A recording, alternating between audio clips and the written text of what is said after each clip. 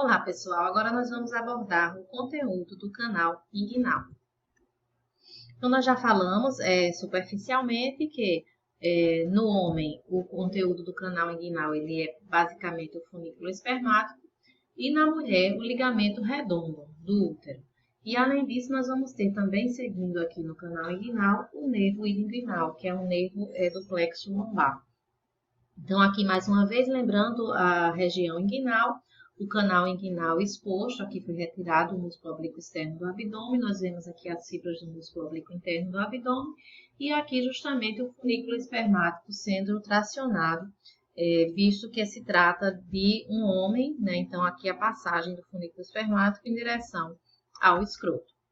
Então, o funículo espermático, ele corresponde a uma estrutura composta por fáscias que vai suspender o testículo no escroto, contendo justamente vasos, nervos e o ducto deferente, que é o conteúdo principal em termos de razão funcional de existir, porque esse ducto deferente é que vai fazer o transporte dos espermatozoides produzidos aqui no testículo em direção aos demais canais durante o processo de ejaculação.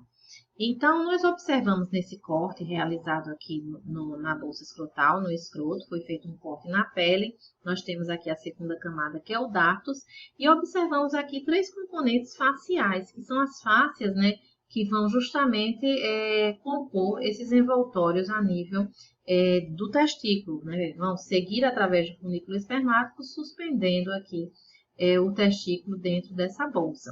Essa camada mais interna que nós observamos aqui é justamente o processo vaginal que nós falamos, né, a túnica vaginal que nós falamos na aula anterior. Então, essa túnica vaginal, ela é um derivado daquele processo vaginal embrionário, né, formado a partir do peritônio. Vai existir também aqui uma túnica visceral e uma lâmina parietal, assim como nós observamos também nas demais serosas do nosso corpo. Aqui nessa outra imagem, nós vamos observar também a bolsa escrotal, as fáscias abertas, né, seccionadas. Aqui nós temos justamente um corte a nível de fáscia espermática externa. E essa fáscia que a gente observa aqui, com esse aspecto muscular, é justamente a fáscia cremastérica, que se origina a partir do músculo oblíquo interno do abdômen.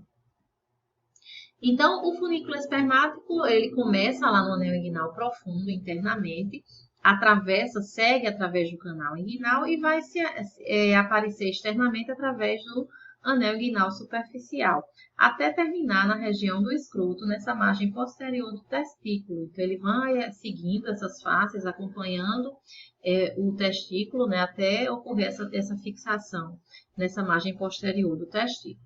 Então, quais são os constituintes desse funículo espermático? Então, o principal deles é o ducto deferente, que nós observamos nesse corte aqui, do lado esquerdo. Então, aqui o funículo espermático foi seccionado para demonstrar justamente a passagem do ducto deferente, a artéria testicular, que segue aqui para nutrir o testículo, então é um ramo da aorta. Então, lembrar que assim como a formação do testículo se dá na região lombar, sua nutrição também é proveniente da parte abdominal da aorta. Então, são as artérias viscerais pares, ramos pares da aorta abdominal.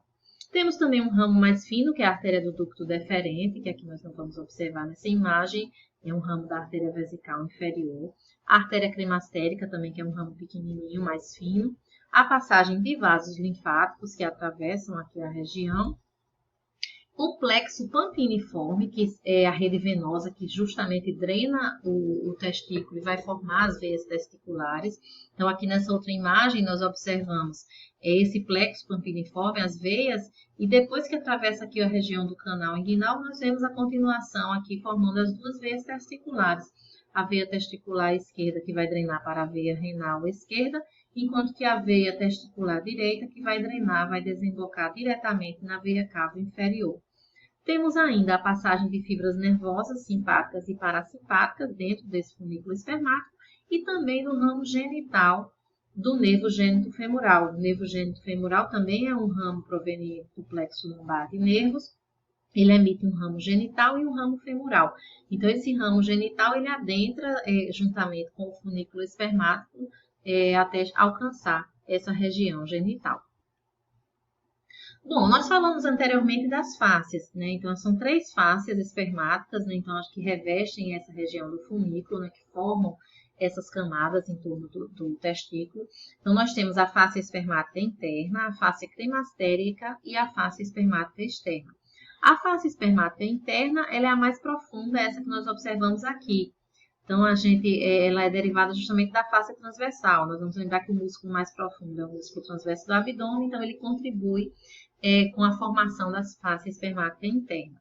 A face cremastérica, ela é intermediária e justamente ela se origina, né, ela deriva do músculo oblíquo interno do abdômen.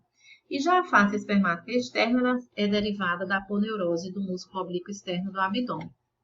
Então, normalmente nós orientamos o seguinte, procurar inicialmente a face cremastérica, porque ela tem esse aspecto muscular, né? São as fibras musculares que vão justamente, esse músculo tem a função de suspender o testículo dentro da bolsa escrotal, sobretudo naquelas situações de frio, de queda de temperatura, então ela vai aproximar o testículo dessa região inguinal para manter a temperatura adequada para a espermatogênese.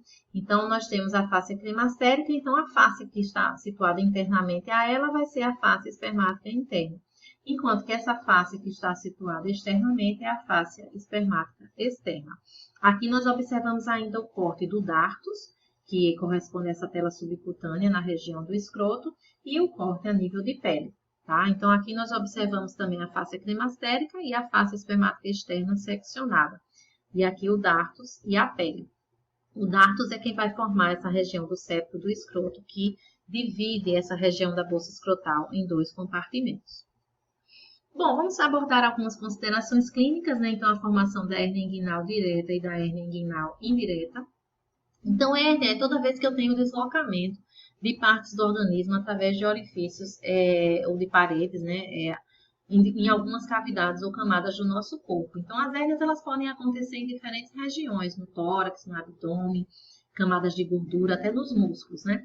E nessa região inguinal, então, nós podemos ter, em decorrência dessa fragilidade, a passagem, né, de estruturas, sobretudo da região do intestino delgado, como o jejum e ilho, como nós observamos aqui, através dessa área de fraqueza. Então, isso vai levar a uma projeção nessa região inguinal, um abaulamento que pode levar à dor.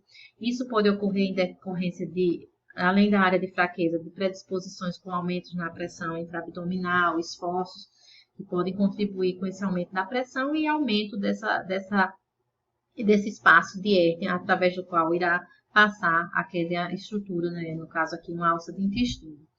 Então, nós temos aqui outros exemplos de hérnias, né? Então, hérnias que podem ocorrer na região umbilical, hérnias incisionais, que são aquelas hérnias que ocorrem naquelas áreas que já foram operadas, né, em incisões cirúrgicas. Então, muitas vezes aquele fechamento não se dá de forma adequada e pode ocorrer a herniação, quando a cicatriz ela não se dá de forma adequada. E aqui é a formação da hérnia inguinal, né? Aquela que atravessa o canal inguinal. Então, clinicamente, ela pode se apresentar como um abaulamento nessa região inguinal, como nós observamos aqui. Algumas vezes é possível reduzir essa hérnia, que seria fazer manobras para fazer com que essa alça intestinal ela retorne para a parede, para dentro, né, da cavidade. Então, isso a gente pode ser feito durante o exame físico, o exame clínico do paciente. Muitas vezes, quando essa alça ela não volta mais, é o que a gente chama de hérnia encarcerada, então ela já não tem mais a capacidade de retornar para dentro da cavidade. E a hérnia estrangulada é quando a gente tem, por exemplo, sofrimento de alça. Vejam que aqui essa alça intestinal, a gente vai ter aqui, além de ter a necessidade de passar conteúdo, né, do sistema do tubo, né, digestório, então nós vamos ter também acotovelamento nas artérias. Então a nutrição pode ficar prejudicada, a drenagem venosa pode ficar prejudicada, levando a um edema de alça. E lembrar que aqui a luz também pode se obstruir e gerar um quadro, inclusive, de obstrução intestinal com abdômen agudo.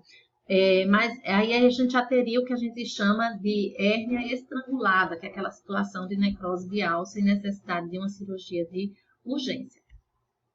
Então, aqui nós temos como se daria, né, essa formação, né? Então, o procedimento cirúrgico ele iria justamente fazer um reforço, né? Geralmente se utiliza uma tela que vai reforçar essa parede para justamente evitar que aquele conteúdo volte a passar novamente naquele espaço, até porque nós vamos lembrar que essa região, como ela é frágil, aquela tendência à fragilidade, ela continua. Então, com isso, muitas vezes no procedimento cirúrgico é necessário colocar essas telas. E aqui nós temos também alguns suspensórios que são utilizados no pós-operatório para justamente reforçar essa região e evitar essa formação, essa recidiva da hérnia inguinal. Com relação à conceituação, só voltar aqui um pouco, então nós temos que a hérnia inguinal direta, ela vai se dar naquela fossa inguinal medial, enquanto que a hérnia inguinal indireta, ela se dá na fossa inguinal lateral. Ou seja, a hérnia inguinal indireta, ela passa através do anel inguinal profundo, naquele espaço que já existe, né, na fase embrionária, então atravessando internamente o canal inguinal através do anel inguinal profundo. Enquanto que a hérnia inguinal direta, ela se dá na região do trígono inguinal, na fossa inguinal medial, então ela é uma fragilidade na região da fossa inguinal medial. Ela também pode atingir o canal inguinal, né, e a bolsa escrotal, mas ela ocorre geralmente em pessoas mais idosas, enquanto que a hérnia inguinal indireta, aquela que acontece através do anel inguinal profundo, ela ocorre em pessoas jovens, né? Então ela vai ocorrer em jovens, geralmente em decorrência de uma alteração congênita, de uma falha naquele processo vaginal que nós vimos na fase embrionária.